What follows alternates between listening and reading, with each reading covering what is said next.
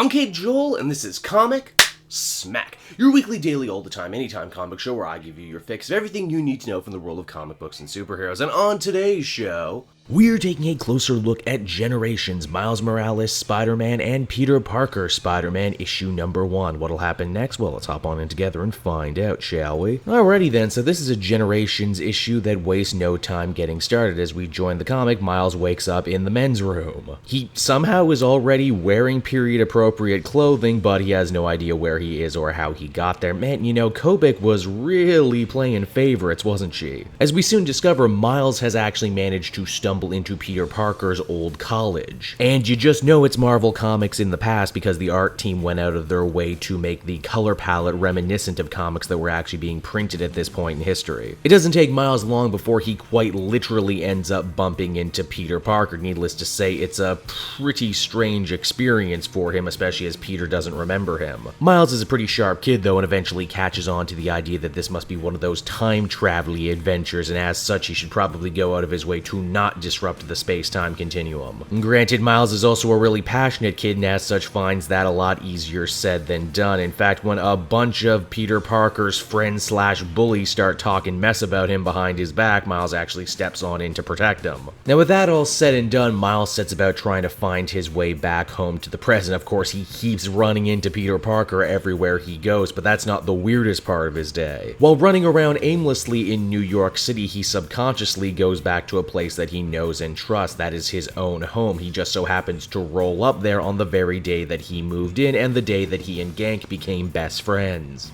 Also, this is probably one of the best uses of the sliding Marvel timescale and why they don't actually tell you what year it is. Everything looks like it's the late 60s or early 70s, but little Gank and little Miles are quoting stepbrothers to each other. Now, after getting cursed out by his younger mother for staring at the kids, Miles gets all introspective with himself, figuring that if he's here right now, it must be for some sort of important reason. And that the only person in this place and time who could even possibly come close to understanding what Miles is going through is, well, Peter Parker, and as such, he decides to pay a visit to his place. Peter, as we discover, is not in a good place right now. In fact, this is probably one of the darkest chapters in his life. He's getting run completely ragged with his double life as a superhero and a college student. And just to really add some salt into the wounds there, Peter's also feeling down because he fears that his aunt might not be able to make it as she's on her deathbed for, you know, the first of what'll be about 50 times. I mean, you know, if it really bothers you, Peter, you could always trade your happy marriage to the devil so your aunt could live. Pete is so sleep-deprived and in such a manic state right now, he doesn't even really mind that Miles just crawled in through his window and is now telling him that he's a Spider-Man from the future. In fact, he just chops the whole thing up to being an exhaustion-induced hallucination, which is pretty good for Miles. The two talk shop for a little bit, the overarching theme being that, hey, we're not so different, you and I, and Miles really respecting Peter for going through what he went through at his age to be a superhero with no framework and no mentor to help him out like Miles has. The moral of the story basically being, hey, ain't Peter Parker a great Spider-Man? Ain't he a great hero? Aren't I lucky to be part of his legacy? Miles basically tells Peter all of this while he drifts off to sleep, and by the time Peter comes to in the morning, Miles is long gone back to his own time.